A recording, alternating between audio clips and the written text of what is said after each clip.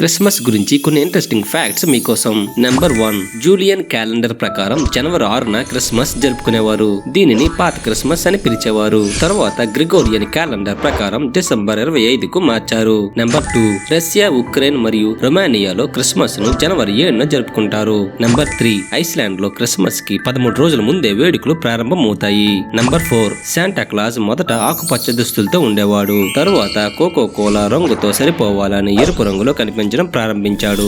మరి మీకు ఏ రంగు శాంటా క్లాజ్ ఇష్టమో కామెంట్ చేయండి. నెంబర్ 5, ప్రతి యుఎస్ రాష్ట్రం క్రిస్మస్ చెట్లను పెంచుతుంది. తరువాత అంశం చెప్పే ముందు ఈ వీడియో నచ్చినట్లయితే ఒక లైక్ చేయండి. అలాగే నా ఛానల్ ని సబ్స్క్రైబ్ చేసుకొని నన్ను సపోర్ట్ చేయండి. నెంబర్ 6, క్రిస్మస్ రోజున బహుమతులను పిల్లలకు ఇవ్వటానికి అన్ని ప్రాంతాల్లో శాంటా క్లాజ్ వస్తే ఆస్ట్రియాలో మాత్రం క్రాంపస్ అనే దుష్టుడు వచ్చి పిల్లలను ఎత్తికెళ్ళడానికి వీధుల్లో సంచరిస్తాడు. ఈ భయంతో పిల్లలు బయట తిరగరు. నెంబర్ 7, విద్యుత్ దీపాలు కనిపెట్టక ముందు ప్రజలు క్రిస్మస్ చెట్లను పండ్లు కొవ్వొత్తులతో అలంకరించేవారు. నంబర్ 8, మంత్రగత్తె వాహనం చీపురు. అందుకే క్రిస్మస్ రోజున నార్వే ప్రజలు చీపుర్లను కనిపించకుండా దాచిపెట్టేవారు. నంబర్ 9, స్పెయిన్ లో క్రిస్మస్ రోజున ప్రజలందరూ ఎరుపు రంగు పొట్టి దుస్తులను ధరించి వీధుల్లోకి వస్తూ ఉంటారు. నంబర్ 10, కెనడియన్ పోస్ట్ ఆఫీస్ వాళ్ళు శాంటా క్లాజ్ కి ఉత్తరాలు పంపించడానికి ఒక పోస్టల్ కోడ్ ను ఏర్పాటు చేశారు. అది HOHOHO. ఈ విషయాలు తెలియని మీ ఫ్రెండ్స్ కి ఈ వీడియోను షేర్ చేయడం మాత్రం మర్చిపోకండి.